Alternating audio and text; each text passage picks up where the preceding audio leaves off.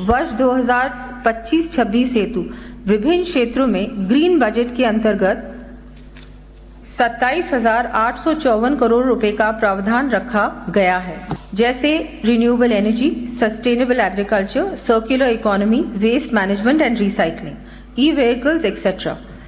माननीय अध्यक्ष महोदय, आपकी अनुमति से सदन के समक्ष प्रदेश का प्रथम ग्रीन बजट प्रस्तुत करते हुए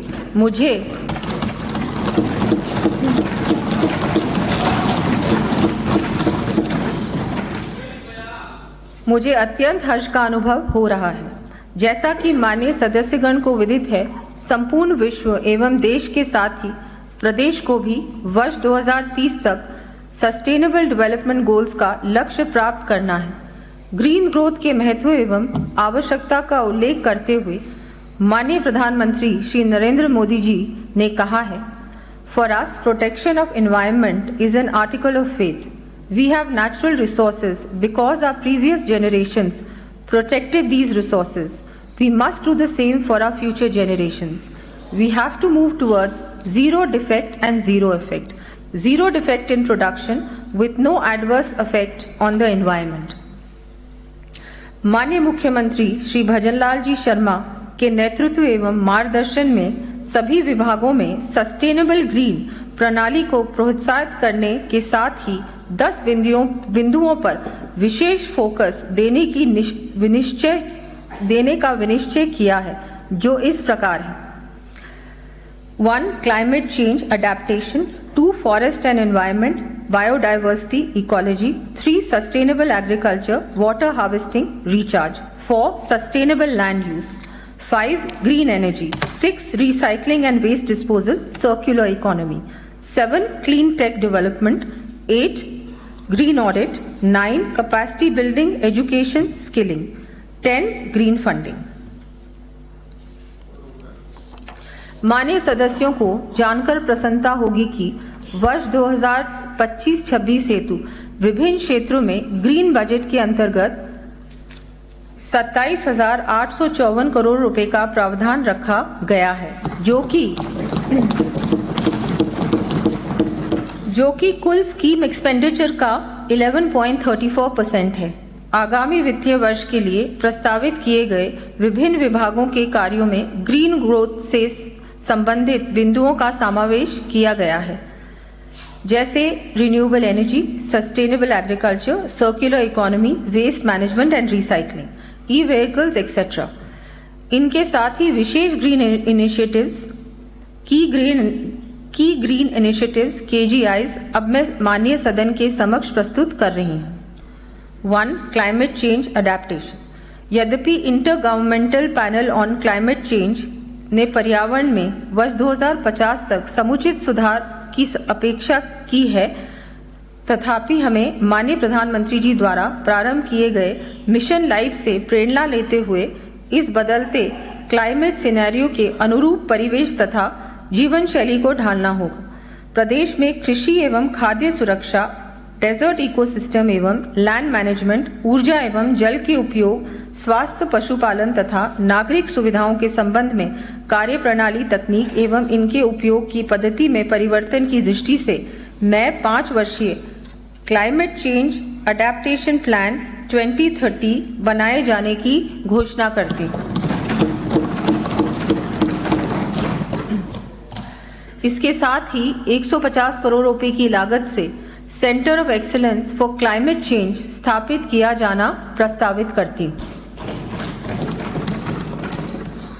forest and environment, biodiversity, ecology. माननीय प्रधानमंत्री जी द्वारा प्रारंभ किए एक पेड़ मां के नाम अभियान से प्रेरणा लेकर इस वर्ष प्रदेश में 7 करोड़ से अधिक वृक्षारोपण किया गया है।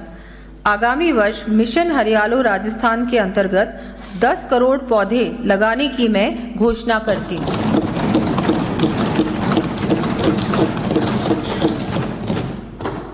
समस्त कृषकों एवं अन्य स्टेक होल्डर्स को उनके उत्पादों का उचित मूल्य दिलाने तथा वन क्षेत्र के बाहर ग्रीन कवर को बढ़ाए जाने की दृष्टि से ट्री आउटसाइड फॉरेस्ट पॉलिसी तथा एग्रो फॉरेस्ट्री पॉलिसी लाए जानी प्रस्तावित करती हूँ। वन एवं वन्य जीव संरक्षण की कार्य योजना का समयबद्ध क्रियान्वयन सुनिश्चित करने हेतु विभिन्न कार्य करवाए जाएंगे। इन कार्यों की सूची मैं सदन के पटल पर प्रस्तुत कर रही हूँ।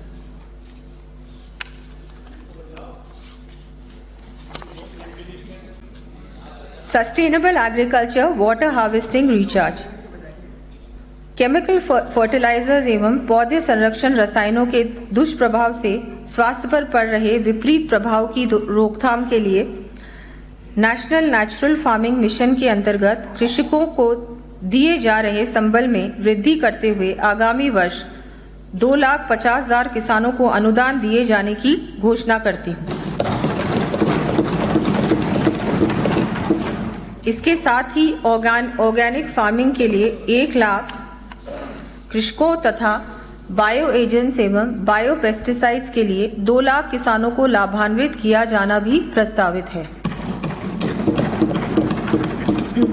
प्रदेश में लघु एवं सीमांत कृषकों को बैलों से खेती करवाए जाने पर प्रोत्साहन राशि के रूप में 30,000 रुपये प्रतिवर्ष दिए जाने की घोषणा करती हूँ।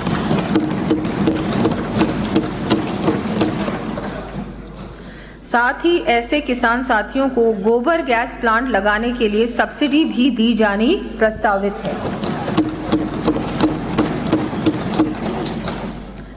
जैविक खेती उत्पादकों को उनके उत्पाद के विक्रय हेतु कृषि उपज मंडियों में दुकान भूखंड का आवंटन करने की नीति लाई जाएगी।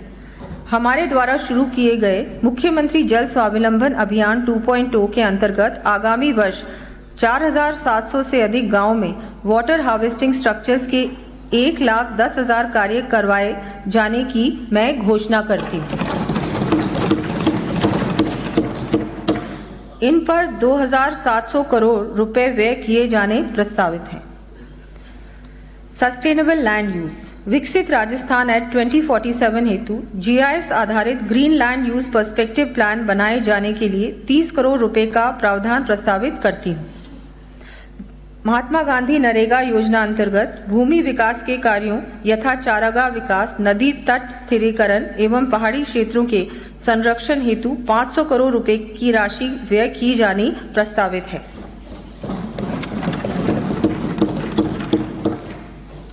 राज्य के शहरी क्षेत्रों में ग्रीन लंग्स के विकास तथा नॉइज पोल्यूशन के मिटिगेशन हेतु जोन्स का आइडेंटिफिकेशन एवं प्लानिंग कर आवश्यकता अनुसार हेतु आगामी वर्ष 45 करोड़ रुपए व्यय किए जाने प्रस्तावित हैं। ग्रीन एनर्जी, राज्य में अक्षय ऊर्जा के उत्पादन में सतत वृद्धि को सुनिश्चित करने के साथ ही सौर उपकरणों के निरंतर बढ़ते उपयोग को ध्यान में रखते हुए सोलर दीदी के रूप में नवीन मानदेय कैडर बनाया जाना प्रस्तावित है। प्रथम चरण में आगामी वर्ष स्वयं सहायता समूह की 25,000 महिलाओं को सोलर दीदी के रूप में प्रशिक्षित किया जाएगा। प्रदेश के समस्त राजकीय कार्यालयों को सौर ऊर्जा से जोड़ने के साथ ही अब PHED के पंपिंग स्टेशंस को भी हाइब्रिड एन्युटी मॉडल पर सौर ऊर्जा से जोड़ा जाना प्रस्तावित है। राज्य में क्लीन कुकिंग को प्रोत्साहित करने के उद्देश्य से आगामी वर्ष 1 लाख लाभार्थियों को निःशुल्क induction cooktop cooking system वितरित किए जाने की मैं घोषणा करती हूँ। Recycling and waste disposal, circular economy. Circular economy के व्यापक प्रसार के लिए Rajasthan circular economy incentive scheme 2025 लाई जाने की घोषणा करती हूँ। इस स्कीम के माध्यम से रिसाइकलिंग रीयूज के क्षेत्र में R&D के लिए 2 करोड़ रुपए तक अनुदान दिया जाएगा। सर्कुलर इकोनॉमी के क्षेत्र में कार्यरत MSMEs तथा स्टार्टअप्स को विभिन्न योजनाओं में दिए जा रहे ऋण अनुदान में 0.5% की अतिरिक्त छूट प्रदान की जाएगी। प्रदेश में 15 वर्ष से पुराने वाहनों का उपयोग निश्चित करने तथा नई टेक्नोलॉजी के प्रदूषण रहित वाहनों के उपयोग का प्रोत्साहित करने हेतु राजस्थान व्हीकल स्क्रैप पॉलिसी लाया जाना प्रस्तावित है। वेस्ट रीयूज और रिसाइकल कॉन्सेप्ट्स को प्रदर्शित करने, सर्कुलर इकोनॉमी के बारे में जागरूकता बढ़ाने के लिए समस्त जिला मुख्यालयों पर waste to wealth park, circulatory park स्थापित किए जाएंगे।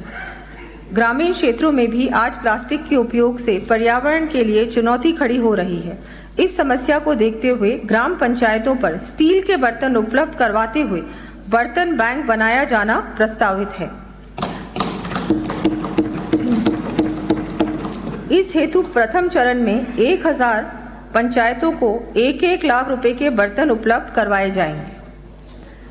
Clean tech development. माननीय अध्यक्ष महोदय, पर्यावरण संरक्षण से संबंधित विषयों में तकनीकी दक्षता बढ़ाने हेतु 250 करोड़ रुपए की राशि से clean and green technology development centre स्थापित किए जाने की घोषणा करती हूँ।